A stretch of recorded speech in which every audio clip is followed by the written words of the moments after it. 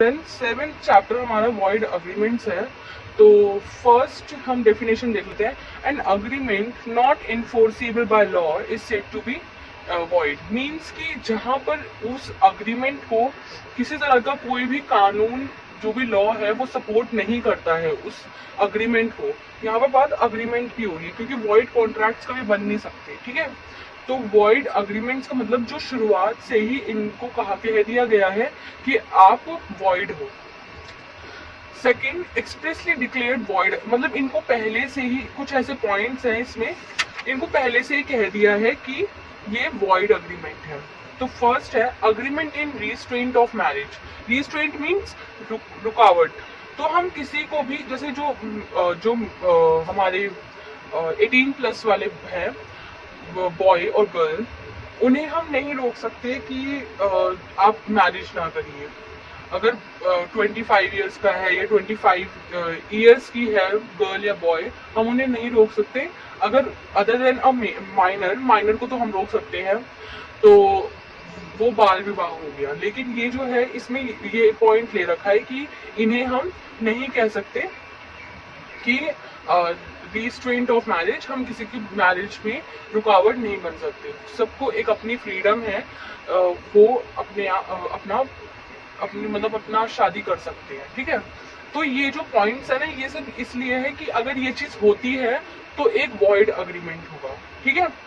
अगर हमने किसी को रोका उसके लिए तो वो एक तरह का वॉइड अग्रीमेंट हो गया। अब as well as restraint of trade. Restraint of trade क्या है? अगर हम किसी को बिजनेस करने से रोक नहीं सकते, अगर वो काम इलीगल है तब तो बात अलग है। लेकिन जहां पर बात वो है कि लॉफुल प्रोफेशन में है, मींस कि वो ट्रेड ऑफ बिजनेस जो है वो अच्छी, मतलब कोई इलीगल चीज नहीं है उसमें, तो हम किसी को भी रोक नहीं सकते उसको करने के लिए, ठीक है। देन कुछ एक्सेप्शनल केसेस हैं इसमें जिनको हम कह सकते हैं कि ये इनको हम रोक सकते हैं, जैसे सेल ऑफ गुडविल या फिर पार्टनर्स अग्रीमेंट। अग्रीमेंट जो होता है वो पार्टनर्स के अपने कंसेंट से होता है, तो हम उस पर रोक सकते हैं। ट्रेड कॉम्बिनेशन पे रोक सकते हैं, बिकॉज दोनों पार्टीज एक साथ एक जॉइंट वेंचर करना चाहती है, तो उसकी मर्जी है, वो दोनों पार्टी में कोई भी करना चाहे कर सकते हैं। Negative stipulation in service agreements में।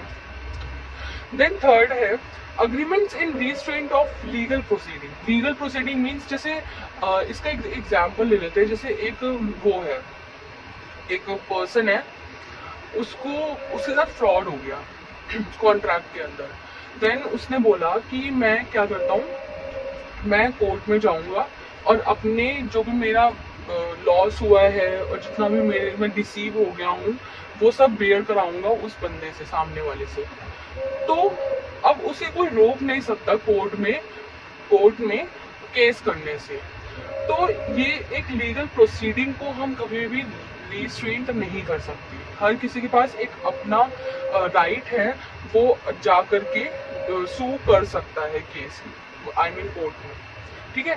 फोर्थ पॉइंट है uncertain agreements. Uncertain agreements means, आप पहले मैं ये बता रही हूँ ना, जो थर्ड पॉइंट फोर्थ पॉइंट ये सब वॉइड, अगर ऐसा होता है तो वो एक वॉइड अग्रीमेंट कहलाया जाता है, ठीक है। तो अनसर्टेन अग्रीमेंट्स मीन्स जो ऐसे अग्रीमेंट जो कि सर्टेन ना हो, जो कि फिक्स्ड ना हो। अगर एक कॉन्ट्रैक्ट हुआ है और अगर वो हो ही नहीं पाया, मतलब वो फिक्स्ड ही नहीं है होना, तो उसे हम एक वॉइड अग्रीमेंट कहेंगे और वो कॉन्ट्रैक्ट में नहीं आएगा, क्योंकि ये भी बहुत इसेंशियल पार्ट है एक एक कॉन्ट्रैक्ट के अंदर एक इसेंशियल एलिमेंट है कि वो चीज अनसर्टेन नहीं होनी चाहिए। देन फिफ्थ है वेजरिंग। वेजरिंग अग्रीमेंट्स वो होते हैं जिन्हें हम, वेजर मतलब अ बेट, मीन्स हम किसी तरह का कोई बेट लगाते हैं किसी दूसरे पर्सन के साथ। Something stated to be lost और won on the result of a doubtful issue, and therefore wagering agreements are nothing but ordinary betting agreements. Means कि wagering agreements कुछ नहीं होते, बट इन्हें ज्यादातर betting agreements कहा जाता है। और इसमें क्या होता है कि एक तरह का, मतलब एक सिचुएशन क्रिएट करी जाती है, उसमें तुम्हें लॉस हो रहा है या तुम विन कर रहे हो, वो देखा जाता है इसमें स्पेशली। अब इसमें क्या है, स्पेशल केसेस क्या है वेजर के, कि commercial transactions, lottery crossword puzzles और इंश्योरेंस कॉन्ट्रैक्ट, ये ऐसे केसेस हैं जिनमें हम ना ये नहीं कह सकते कि ये वेजर है। जैसे देखिए इंश्योरेंस का लेते हैं एग्जांपल। इंश्योरेंस का क्या है, जैसे इंश्योरेंस हमने कराया, ठीक है, देन उसके बाद क्या हुआ कि उसमें हमने पैसे दे दिए, ठीक है।